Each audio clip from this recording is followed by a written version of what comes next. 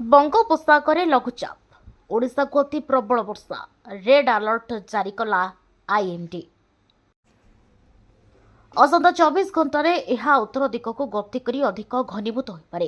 यार प्रभाव में ओडिशा रे प्रबल अति प्रबल वर्षा किछि अंचल 20 सेंटीमीटर अधिक वर्षा संभावना। तलिया अंचल जलबंदी नदी नाल जलस्तर वृद्धि और पहाड़ी अंचल भूस्खलन आशंका।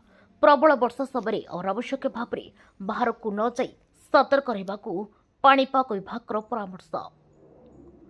बंगोपसागर सृष्टि होइछि लघुचाप क्षेत्र। सक्रिय घूर्णिबल प्रभाव में उत्तर पश्चिम पार्श्ववर्ती पश्चिम बंग और ओडिशा उपकूल निकट में यह लघुचाप क्षेत्र सृष्टि होइछि। लघुचाप प्रभाव में राज्य में पुणी बढ़ी पारे वर्षार प्रकोप।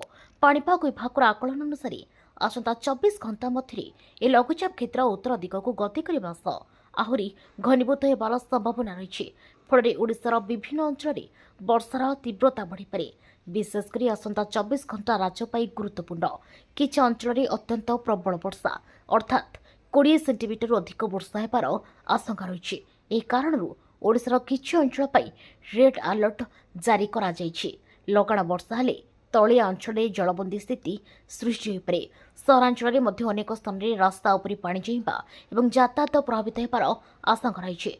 लगाण वर्षा जोगु नदी नाल और जलाशय गुड़िकर जलस्तर बढ़ी पारे। पहाड़िया एवं भूस्खलन प्रवण अंचल में सतर्कता आवश्यक। अत्यधिक वर्षा जोगु पहाड़ धसीबा रास्ता अवरोध होगा और दुर्गम अंचल सह जोगाजोग व्याहत होबार संभावना रही। लघुचाप गतिपथ उपर पाणीपाग विभाग नजर रखिछि। समुद्र अशांत रहिबार संभावना थिबारु समुद्र को जाउथिबा मत्स्यजीवी एवं उपकूलवर्ती लोकंको मध्य सतर्क रहिबा आवश्यक। अन्यपटे प्रशासन पक्षरु सतर्कता जारी करा जायछि एवं स्थिति उपरे नजर रखा जायछि। तलिया अंचल नदीकूल एवं विपद प्रवण स्थान गुड़िक आवश्यक पड़े लोकों सुरक्षित स्थान करने प्रस्तुति रखा जरूरी। साधारण लोकों रही सतर्कता।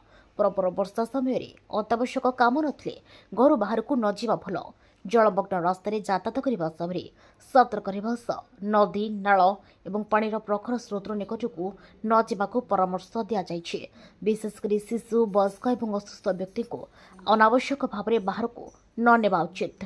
घरे आवश्यक औषध पीवा पानी टर्च मोबाइल चार्ज और अन्य जरूरी सामग्री प्रस्तुत रखा भल।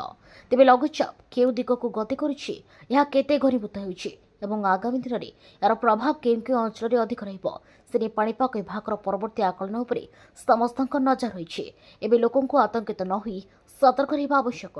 पाणीपाग विभाग एवं स्थानीय प्रशासन पक्षर जारी होता निर्देश और सतर्क सूचना को अनुसरण करने सबुठ जरूरी।